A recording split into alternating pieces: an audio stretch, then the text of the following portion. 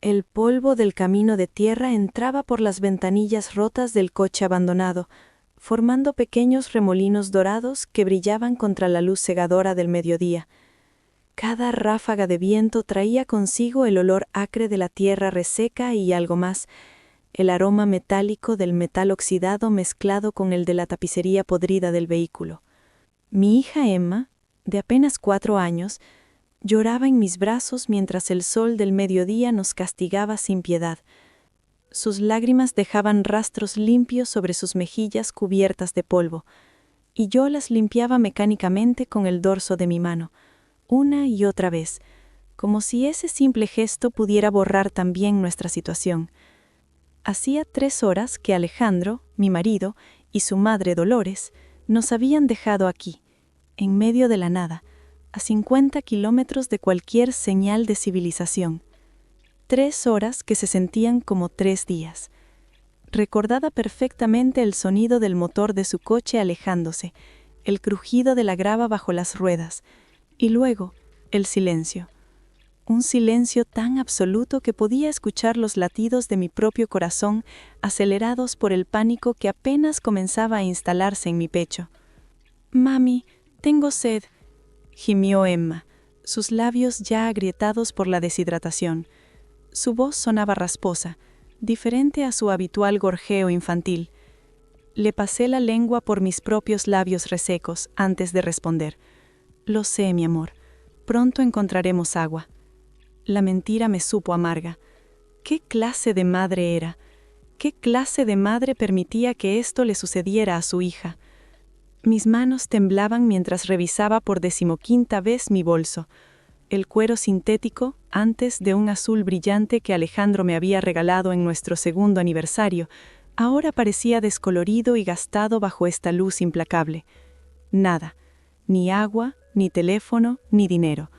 Solo el bolso vacío que había llevado conmigo esa mañana cuando Dolores sugirió un paseo familiar al campo para reconectar como familia.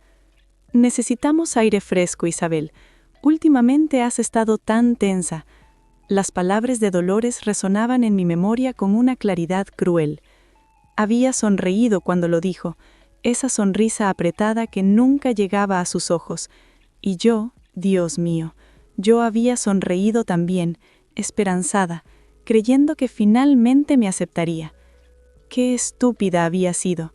El coche descompuesto a nuestro lado era una reliquia oxidada que alguien había abandonado años atrás. Un Seat Toledo de los años 80, con la pintura blanca descascarada revelando el metal corroído debajo. Me había refugiado en su sombra, pero el metal caliente irradiaba más calor del que bloqueaba. Cuando apoyé la mano contra la carrocería, el calor me quemó la palma. Emma estaba cada vez más débil, su piel enrojecida por el sol implacable, sus ojos, normalmente vivaces, ahora entrecerrados y vidriosos. «Cierra los ojos, cariño», le susurré, meciéndola suavemente. «Imagina que estamos en la piscina de la abuela. ¿Recuerdas? Esa agua fresquita». Pero mis palabras se quebraron. La abuela a la que me refería era mi madre, muerta hacía 2 años. Emma nunca conocería esa piscina, nunca conocería a los padres que me amaban incondicionalmente, que habrían movido cielo y tierra por protegerla. Cerré los ojos y dejé que las lágrimas corrieran libremente. El llanto me quemaba, como si mi cuerpo ya no tuviera suficiente agua para desperdiciar en lágrimas. ¿Cómo había llegado a este punto? ¿Cómo la mujer que había sacrificado todo, absolutamente todo por el hombre que amaba, ahora estaba muriendo de sed con su hija en un camino olvidado de Dios? La respuesta me golpeó con la fuerza de una bofetada. Dolores siempre había planeado esto.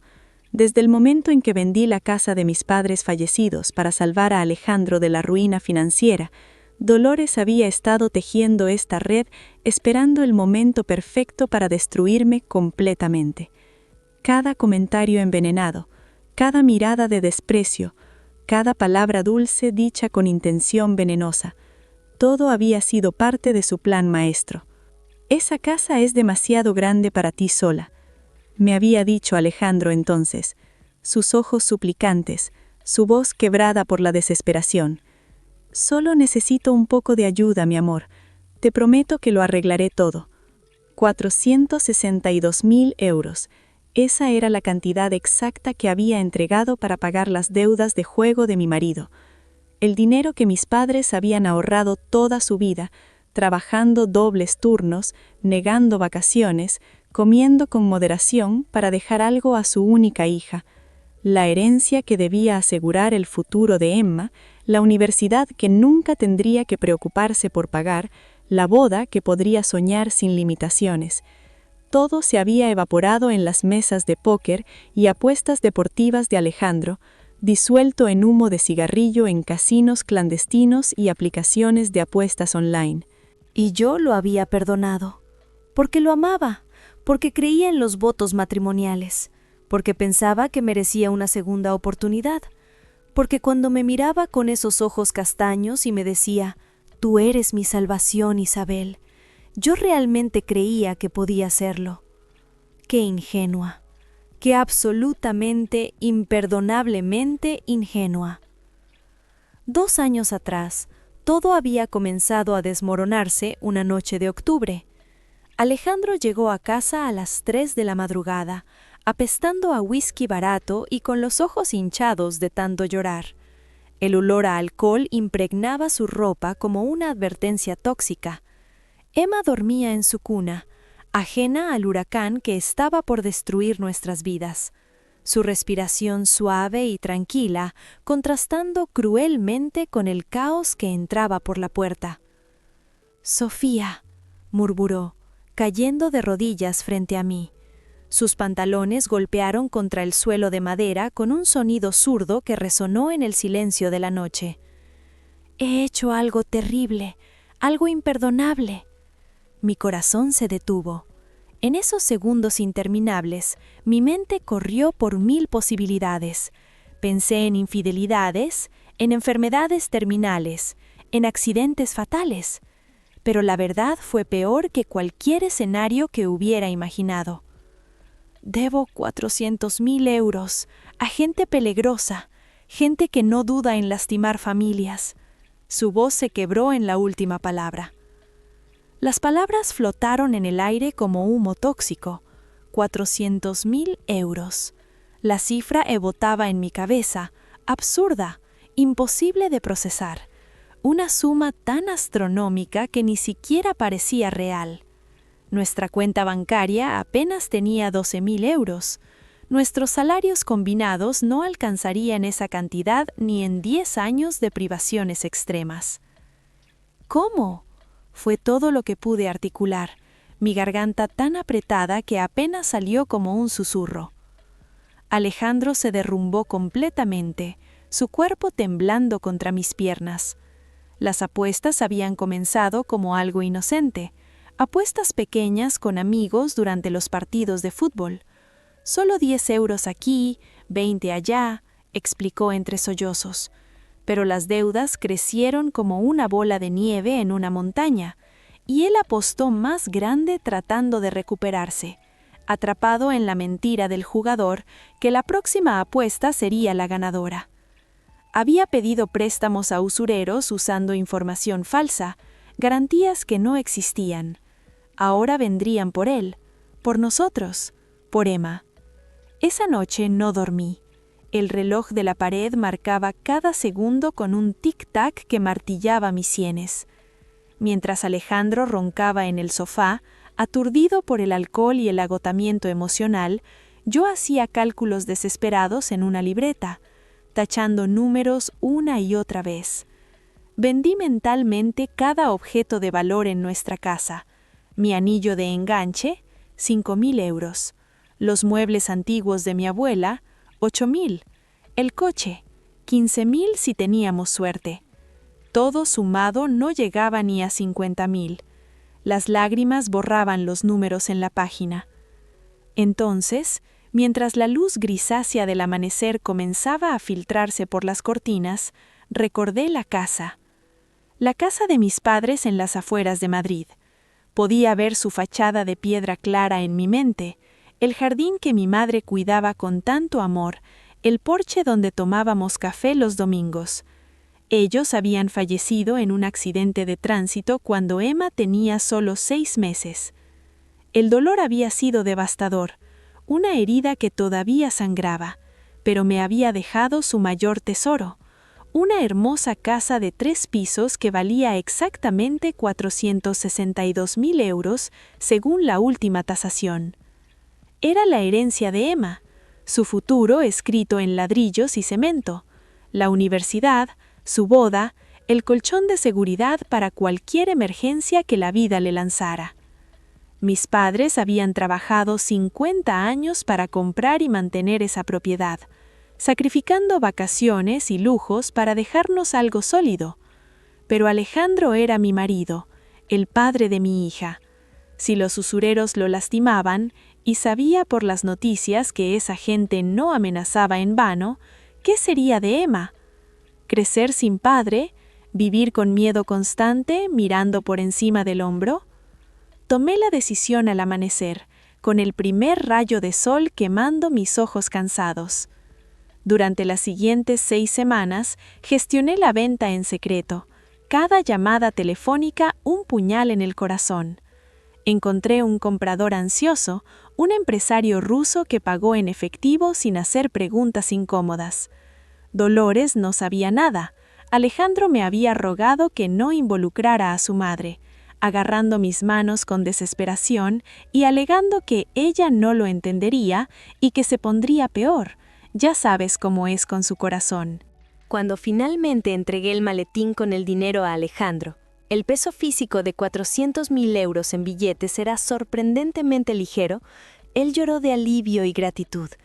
Se arrodilló nuevamente, esta vez tomando mis manos y besándolas repetidamente.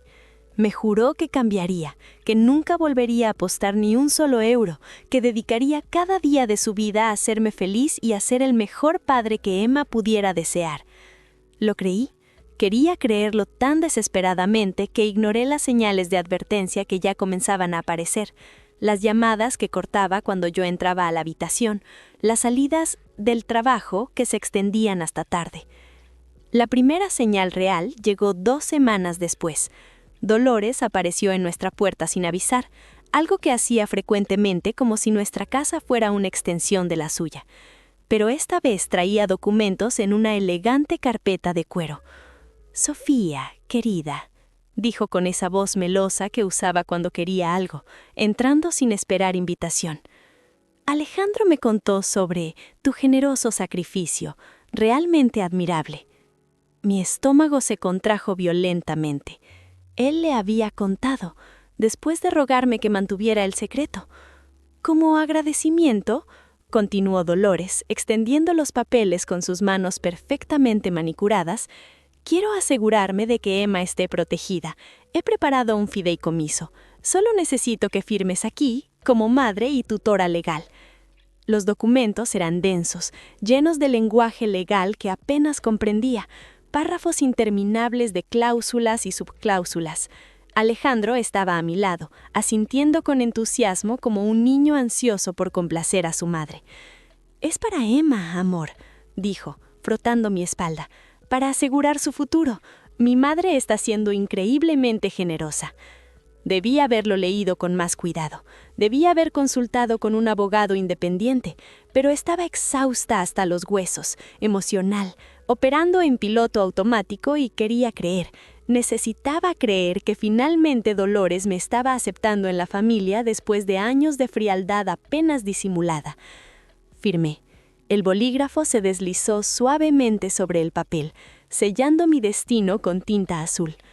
Solo semanas después, cuando un envuelo anónimo llegó a mi correo con copias de los documentos y notas explicativas, descubriría que esos papeles no eran un fideicomiso para proteger a Emma. Eran documentos que transferían la custodia parcial de mi hija a Dolores en caso de incapacidad materna. Una cláusula tan vaga que podía interpretarse de 1000 maneras según la conveniencia. También incluían una renuncia a reclamar cualquier propiedad futura de la familia Mendoza. Había firmado mi propia trampa y la puerta acababa de cerrarse detrás de mí. Los meses siguientes fueron una lenta pesadilla. Alejandro volvió a apostar. Lo descubrí por casualidad cuando Emma enfermó y necesité dinero de nuestra cuenta de ahorros para su medicamento. La cuenta estaba vacía. Cuando lo confronté, él se derrumbó nuevamente. «Solo fue una vez», mintió. «Estaba tan seguro de ganaría. Iba a duplicar el dinero para ti, para nosotros». Pero no fue solo una vez. Cada semana había nuevas deudas, nuevas mentiras. Dolores comenzó a visitarnos más frecuentemente, siempre con esa sonrisa condescendiente, siempre con comentarios sutiles sobre mi incapacidad de mantener la familia estable. «Pobre Sofía», le decía a Alejandro mientras yo cocinaba en la cocina, fingiendo no escuchar. «Debe ser tan difícil para ti, cargando con tantas responsabilidades. Si tu padre estuviera vivo, esto nunca hubiera pasado». Alejandro nunca me defendía, solo asentía, avergonzado, infantilizado por su propia madre. La verdad completa llegó una tarde de primavera. Dolores había invitado a Alejandro y a Emma a su casa para el cumpleaños de la abuela. Yo no estaba invitada, otra de sus humillaciones casuales que Alejandro aceptaba sin protestar. Decidí usar esas horas para limpiar a fondo nuestra casa. Cuando organicé el estudio de Alejandro, encontré una caja escondida en el fondo del armario. Dentro había extractos bancarios, recibos y una libreta con anotaciones. Mis manos temblaron mientras leía. Alejandro no solo había vuelto a apostar, nunca había dejado de hacerlo. Las deudas que pagué con la casa de mis padres no fueron a los usureros, fueron directamente a cubrir apuestas anteriores y a hacer nuevas apuestas seguras que, por supuesto, perdió. Pero había más, mucho más. Había correos electrónicos impresos entre Alejandro y Dolores. En ellos discutían abiertamente cómo manejar la situación con Sofía. Dolores escribía: «Esa mujer vendió la herencia de Emma sin consultarnos. Es obviamente inestable e irresponsable. Necesitamos documentación que lo pruebe». Alejandro respondía: «Mamá, fue para salvarme. No podemos usarlo en su contra». «Hijo tonto», replicaba Dolores, «lo usaremos para quitarle a Emma. Una madre que dilapida la herencia de su hija no merece custodiarla. Ya tengo los documentos firmados, solo necesitamos el momento adecuado». Las lágrimas nublaron mi visión. Todo había sido planeado. La crisis de deudas, la presión emocional, los documentos firmados bajo pretextos falsos. Dolores había orquestado todo para construir un caso legal contra mí. Y Alejandro, mi marido, el hombre al que había entregado todo, había sido su cómplice voluntario desde el principio. Esa noche, cuando Alejandro regresó con Emma, actué como si nada hubiera cambiado. Preparé la cena, bañé a mi hija, la acosté con su cuento favorito. Pero mi mente era un torbellino de estrategias. No podía confrontarlos directamente. Si Dolores sospechaba que yo conocía sus planes, aceleraría su ataque. Con los documentos que había firmado y el historial que habían construido cuidadosamente de mi inestabilidad financiera, podrían quitarme a Emma en cuestión de semanas. Necesitaba evidencia, necesitaba tiempo y necesitaba ser más inteligente que ellos. Durante las siguientes 3 semanas me convertí en la nuera perfecta. Acepté cada invitación de Dolores con una sonrisa. Agradecí cada comentario condescendiente. Me convertí en la imagen de sumisión que ella siempre había querido. «Sofía ha madurado mucho», le comentó Dolores a Alejandro durante una cena familiar, pensando que yo no escuchaba desde la cocina. «Finalmente está aceptando su lugar». Mientras tanto, documentaba todo. Cada apuesta de Alejandro, cada retirada sospechosa, cada conversación comprometedora. Instalé una aplicación de grabación en mi teléfono y capturé conversaciones donde Dolores discutía abiertamente sus planes. También contacté en secreto con un abogado especializado en derecho familiar. La consulta fue devastadora. Con los documentos que había firmado, Dolores tenía bases legales para solicitar custodia, pero no era imposible de combatir. «Necesitas probar manipulación y fraude», explicó la abogada, una mujer de 50 años con ojos penetrantes. «Demuestra que te presionaron a firmar bajo falsas pretensiones. Demuestra que usaron tu vulnerabilidad emocional en contra tuya. y documenta absolutamente todo. El problema era el dinero. No tenía para pagar un abogado. Cada euro que ganaba iba a gastos básicos o desaparecía misteriosamente de nuestra cuenta conjunta, cortesía de Alejandro. Entonces recordé algo, una póliza de seguro que mis padres habían dejado a mi nombre. Nunca la había reclamado, porque el proceso era complicado y yo había estado demasiado consumida por el dolor y luego por el caos con Alejandro.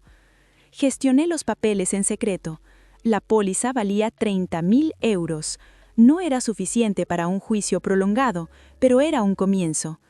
Con ese dinero contraté a la abogada y comencé a construir mi caso, pero necesitaba algo más grande, algo definitivo que expusiera completamente las intenciones maliciosas de Dolores y la complicidad de Alejandro. La oportunidad llegó cuando Dolores sugirió el paseo familiar que nos llevaría al momento más oscuro de mi vida. Un paseo al campo sería perfecto para Emma, dijo Dolores durante el desayuno dominical en su mansión. Aire fresco, naturaleza, la niña está pálida. Obviamente no sale suficiente. Era otro de sus comentarios envenenados que implicaban mi fallo como madre. Pero sonreí y asentí. Es una idea maravillosa, Dolores. Muchas gracias. Alejandro parecía incómodo, lo cual inmediatamente me puso en alerta. Dolores tenía esa expresión de satisfacción apenas contenida que usaba cuando había planeado algo particularmente cruel. La noche anterior al paseo, escuché a Dolores y Alejandro hablar en la sala. Me escondí en las escaleras grabando con mi teléfono. «Mañana es el día perfecto», decía Dolores.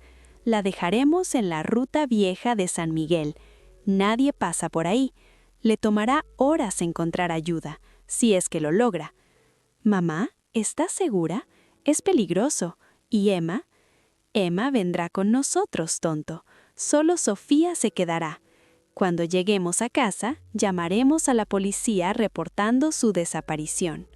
Con el historial que hemos construido de su inestabilidad, será fácil argumentar que abandonó a su familia. El juez me otorgará custodia temporal de inmediato. Mi sangre se heló. No solo planeaban abandonarme, planeaban usar mi ausencia forzada como evidencia de abandono infantil. ¿Y si le pasa algo? ¿Si realmente muere allá afuera? Dolores se encogió los hombros. Entonces nuestros problemas se resuelven permanentemente. De cualquier manera, Emma será finalmente criada como debe ser, por gente de nuestra clase. Cada palabra quedó grabada en perfecta claridad.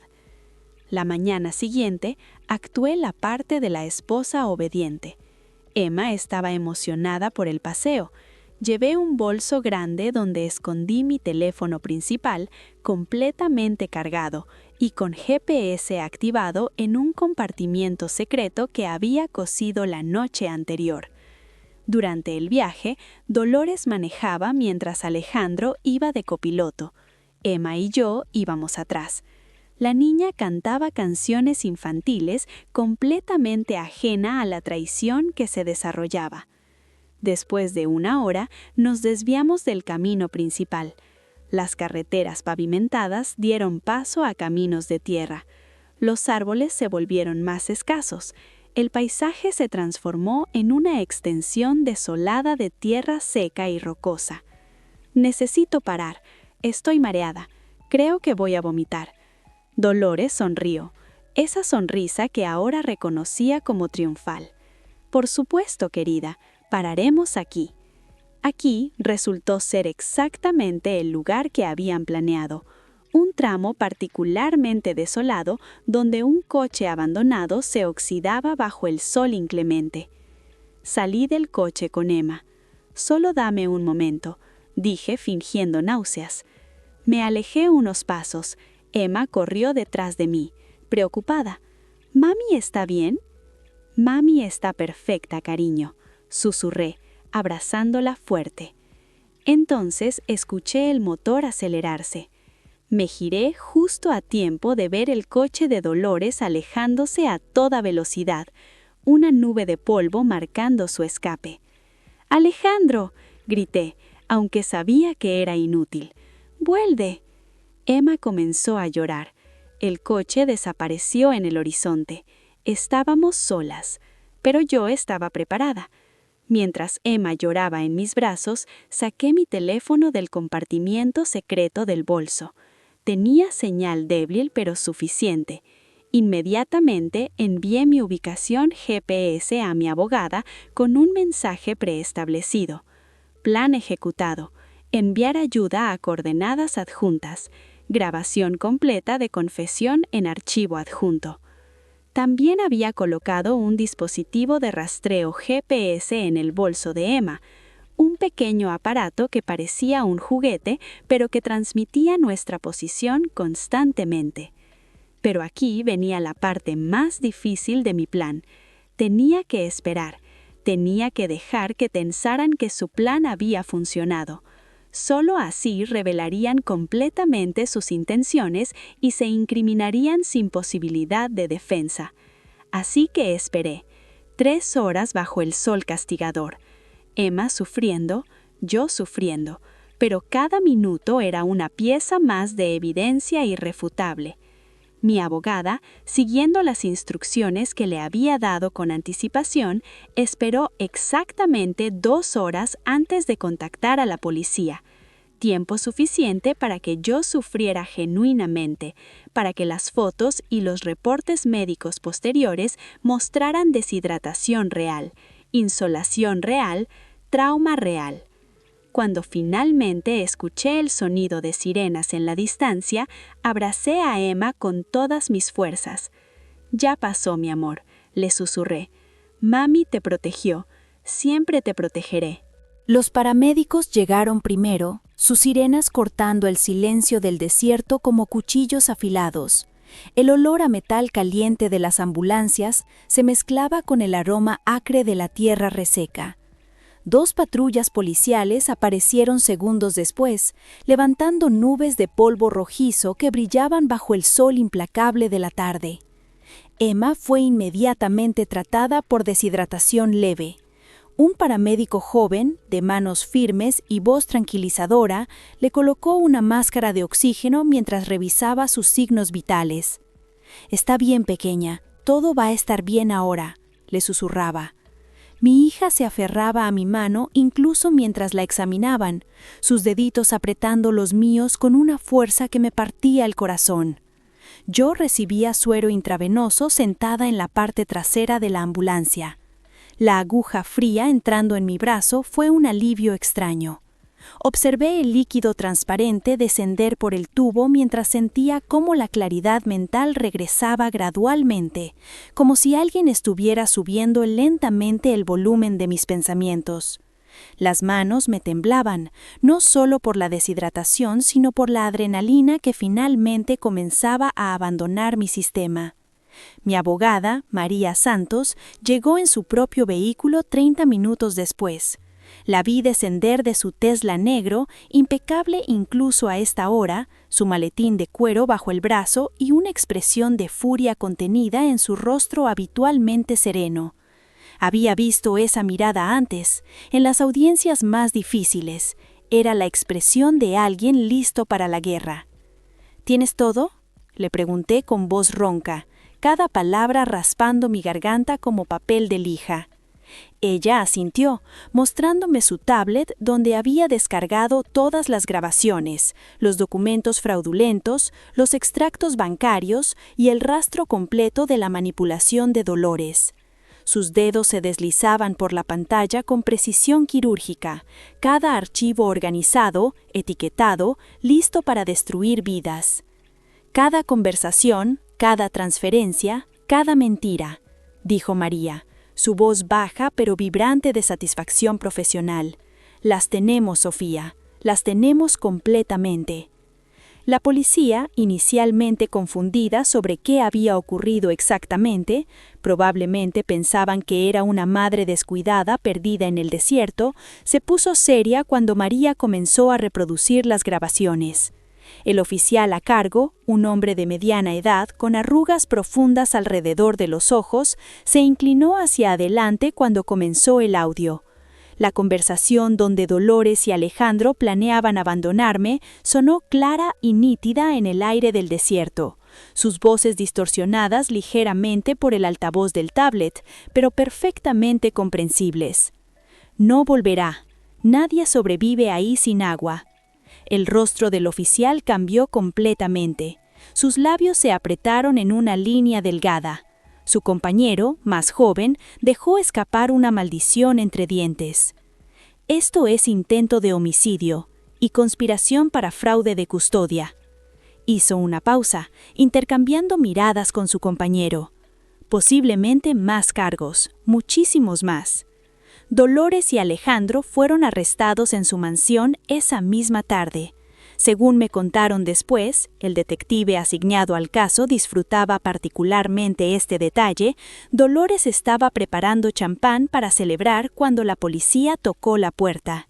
Don Periñón, naturalmente, solo lo mejor para celebrar el asesinato de tu nuera.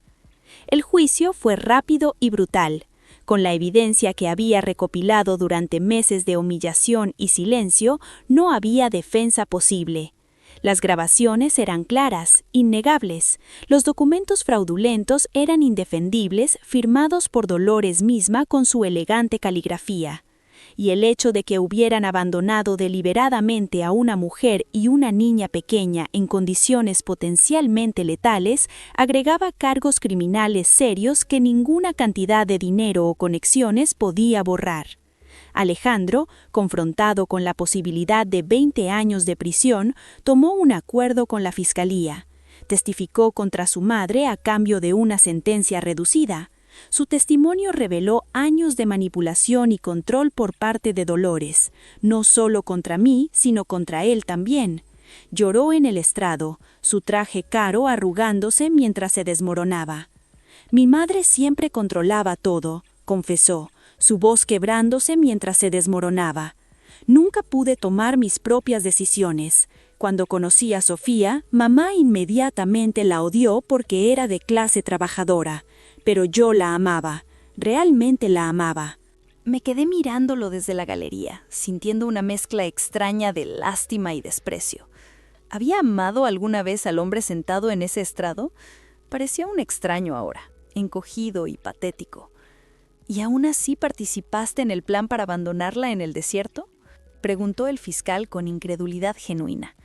Alejandro no tenía respuesta, solo más lágrimas. Dolores, por su parte, nunca mostró remordimiento.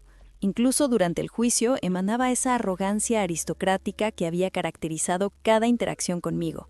Llevaba perlas auténticas y un traje Chanel, como si estuviera asistiendo a un evento social en lugar de su propio juicio por intento de homicidio. Esa mujer no merecía a mi hijo, declaró desde el estrado mirándome directamente con esos ojos fríos como el hielo. Dilapidó la herencia de su propia hija. ¿Qué clase de madre hace eso? Yo solo intentaba proteger a mi nieta. Mi abogada la destrozó en el contrainterrogatorio. ¿Protegerla abandonándola en el desierto? ¿Protegerla traumatizándola psicológicamente? ¿Protegerla quitándole a su madre? La evidencia era abrumadora. Dolores fue sentenciada a 15 años por intento de homicidio, conspiración y fraude. Alejandro recibió 5 años, aunque probablemente saldría en 3 por buena conducta. Pero la verdadera justicia vino después. Han pasado 18 meses desde ese día en el desierto. Emma está ahora en terapia, procesando el trauma de ver a su madre y a ella mismas abandonadas por su padre y abuela. Tiene pesadillas algunas noches, donde grita por agua y dice que hace demasiado calor. En esas noches la abrazo y le canto las mismas canciones que mis padres me cantaban cuando era niña. El departamento donde vivimos ahora es pequeño, pero es nuestro. Lo compré con una parte del dinero de la sentencia civil que gané contra Dolores. Ella fue obligada a pagar compensación por daños emocionales y físicos. No recuperé los 462,000 euros de la casa de mis padres, pero obtuve suficiente para comenzar de nuevo. A veces, cuando Emma duerme, me siento en nuestro pequeño balcón y pienso en todo lo que perdí y todo lo que gané. Perdí mi inocuidad, mi capacidad de confiar ciegamente, mi creencia de que el amor siempre triunfa. Perdí años de mi vida y casi pierdo a mi hija, pero gané algo más valioso, la comprensión de mi propia fuerza. Durante años me vi a mí misma a través de los ojos de Dolores, como alguien inferior, indigna, que había tenido suerte de casarse con su precioso hijo. Interioricé cada comentario despectivo, cada implicación de que yo no era suficiente. Vendí la herencia de mi hija no solo para salvar a Alejandro, sino porque creía que no merecía nada mejor. Esa mujer murió en el desierto. La mujer que emergió de esa experiencia entiende que el amor no requiere autodestrucción, que los votos matrimoniales no son una licencia para el abuso, que proteger a tu hija significa a veces tener el coraje de dejar ir al padre que no puede protegerla. He aprendido que hay una diferencia crucial entre sacrificio y martirio. El sacrificio es dar algo de ti mismo por un propósito noble, con consentimiento informado y reciprocidad. El martirio es permitir que te destruyan mientras llamas a esa destrucción amor. Vendí la casa de mis padres creyendo que salvaba a mi familia, pero en realidad estaba permitiendo que Alejandro evitara las consecuencias de sus acciones. Le quité la oportunidad de crecer, de cambiar realmente, de aprender que las acciones tienen consecuencias. Mi sacrificio no lo salvó, lo habilitó para hundirse más profundo en su adicción y dependencia. Emma me preguntó hace unas semanas, «Mami, ¿por qué papá nos hizo eso?» Es una pregunta que todavía no sé cómo responder completamente. ¿Cómo explicas a una niña de 5 años la compleja dinámica de manipulación psicológica, adicción y el veneno intergeneracional de una madre controladora? ¿Cómo le dices a tu hija que su papá la amaba, pero no lo suficiente, o no de la manera correcta? A veces las personas están tan heridas por dentro que lastiman a quienes aman. Papá está enfermo, cariño, y la abuela Dolores también está enferma. Hicieron algo muy malo, pero eso no significa que tú seas mala o que yo sea mala. Ella lo pensó por un largo momento, con esa seriedad que los niños tienen cuando procesan conceptos difíciles. ¿Nosotras estamos enfermas, mami? No, mi amor, nosotras estamos curando. Y eso es exactamente lo que estamos haciendo, curando. La terapia ha sido reveladora no solo para Emma, sino para mí. Mi terapeuta me ayudó a ver patrones que había ignorado durante años. Cómo mi necesidad de aprobación me hizo vulnerable a la manipulación de Dolores, cómo la pérdida temprana de mis padres me dejó buscando desesperadamente una familia, en cualquier familia, incluso una que me despreciaba. Vendí la herencia de mi hija no solo para salvar a Alejandro, sino porque creía que no merecía nada mejor. Esa mujer murió en el desierto. La mujer que emergió de esa experiencia entiende que el amor no requiere autodestrucción, que los votos matrimoniales no son una licencia para el abuso, que proteger a tu hija significa a veces tener el coraje de dejar ir al padre que no puede protegerla. He aprendido que hay una diferencia crucial entre sacrificio y martirio. El sacrificio es dar algo de ti mismo por un propósito noble, con consentimiento informado y reciprocidad. El martirio es permitir que te destruyan mientras llamas a esa destrucción amor. Vendí la casa de mis padres creyendo que salvaba a mi familia, pero en realidad estaba permitiendo que Alejandro evitara las consecuencias de sus acciones.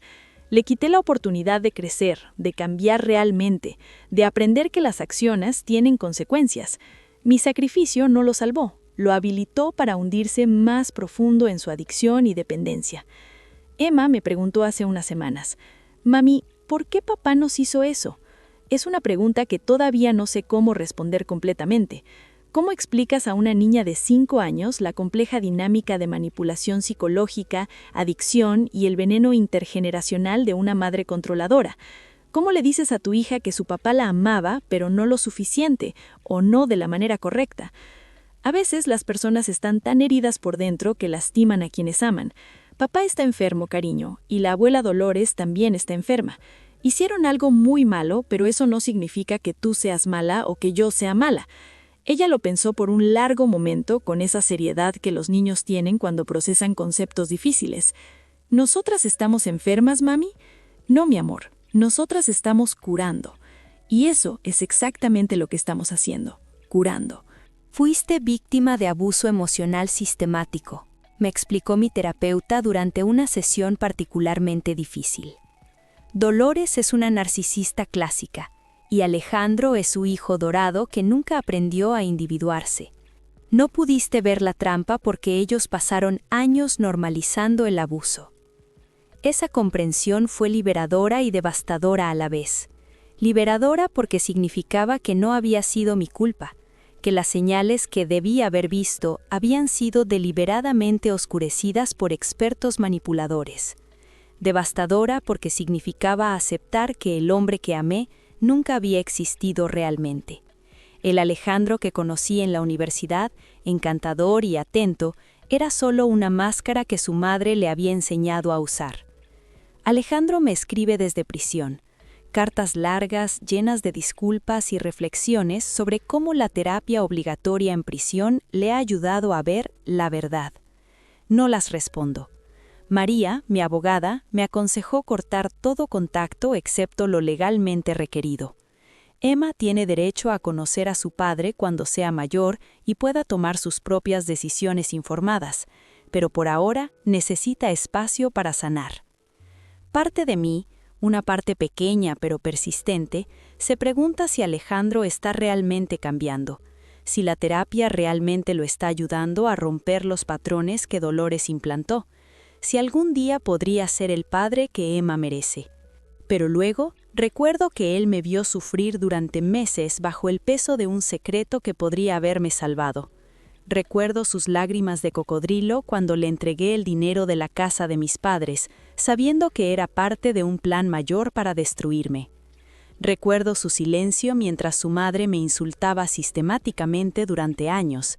Y recuerdo, nunca podré olvidar, la imagen de su cara en la ventanilla del coche mientras me abandonaba en el desierto con su hija. Algunas traiciones no se perdonan. No porque sea imposible perdonar, sino porque perdonar requiere confianza en que no se repetirá, y esa confianza está irrevocablemente rota. Mi madre solía decir, cuando alguien te muestre quién es realmente, créele la primera vez. Alejandro me mostró quién era realmente ese día en el desierto. Creo lo que vi. He comenzado a reconstruir mi vida con intención. Volví a la universidad para terminar la carrera en diseño gráfico que abandoné cuando quedé embarazada de Emma. Trabajo medio tiempo en un café mientras estudio, y los propietarios, una pareja mayor sin hijos, se han convertido en figuras abuelitas para Emma. Ellos saben nuestra historia y nos tratan con una bondad que a veces me hace llorar. «Mija», me dijo doña Carmen, la dueña del café, después de que rompí en lágrimas durante mi turno un día difícil. «Has sobrevivido lo que hubiera destruido a muchas. Esa fuerza viene de algún lugar profundo. No la desperdicies sintiéndote débil». Sus palabras resonaron en mí durante días. «Tienes razón, soy fuerte». No de la manera que nuestra sociedad típicamente valora la fuerza, con agresión y dominio, sino de la manera más fundamental, la fuerza de seguir adelante cuando cada fibra de tu ser quiere rendirse. Fui fuerte cuando vendí la casa de mis padres para salvar a un hombre que no merecía ser salvado. Fui fuerte cuando perdoné a Alejandro después de su primera traición. Fui fuerte cuando dejé